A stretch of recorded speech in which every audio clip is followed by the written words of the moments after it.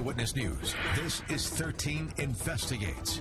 A single Indiana county has been rocked by two major murder cases this year, one involving the two girls killed in Delphi and the other, four sisters trapped inside a burning home in Flora. Investigators say someone deliberately set that fire, and tonight, state police are questioning persons of interest as family of the Flora girls wants to know why the arson case has gotten less police support, reward money, and public calls for help. 13 Investigates went in search of answers. Sandra Chapman takes us inside the case. It's one of the worst things that ever happened in Carroll County. It might be the worst. It's been 6 months since 4 little girls died in a house fire in Flora. Now, Indiana State Police say it has identified persons of interest. I believe that somebody knows who was in that house that morning on November the 21st.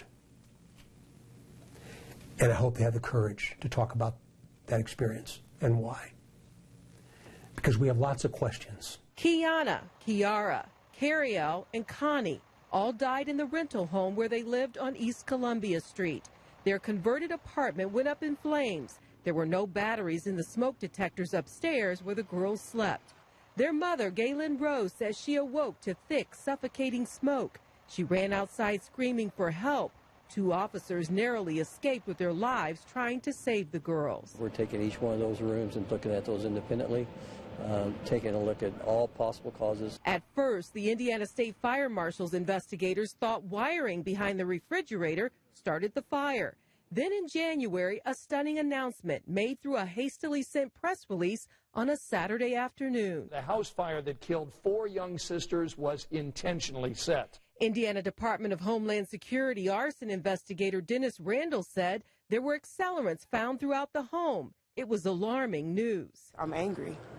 They took 4 lives from me. But unlike the killings of 2 teens just a few miles away in Delphi, there was no press conference, no unified stance with state and federal investigators vowing to track down the culprit, and no notification of the arson announcement to the Carroll County prosecutor or key investigators. I want publicity about this case because I want it to be solved. Was ISP aware that that release was going out on Saturday? We were not. The fallout behind the scenes was immediate. Superintendent Carter says the release was premature because ATF had yet to get evidence back from the lab. There has been conversation about what happens has got to be shared with the ISP and with the detectives assigned to this. But 13 Investigates has learned that hasn't happened. An independent arson investigator working the case sent a scathing email to the Department of Homeland Security and Fire Marshal Jim Greason about the DHS investigation.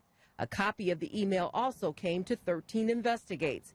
The Michigan investigator writes, the press release by the state fire marshal about the conclusions of their investigation are not correct and completely based on speculation and not evidence. We showed the letters to both the prosecutor and the superintendent. I don't know about this, but I'll find out about this. I've never seen this letter before. Prosecutor Ives admits there's been little contact with the state fire marshal's office. State Fire Marshal considers, I believe, part of its task to look into the criminal aspect of a case, but as far as I'm concerned, the lead investigative agency for this case is the Indiana State Police. The state fire marshal refused to sit down to talk about the Flora case. All of this as state police ask for witnesses to come forward on behalf of 4 little girls. We need people to be talking to people and people to be listening to other people and then reporting it appropriately. My only concern about this case is that it's properly investigated.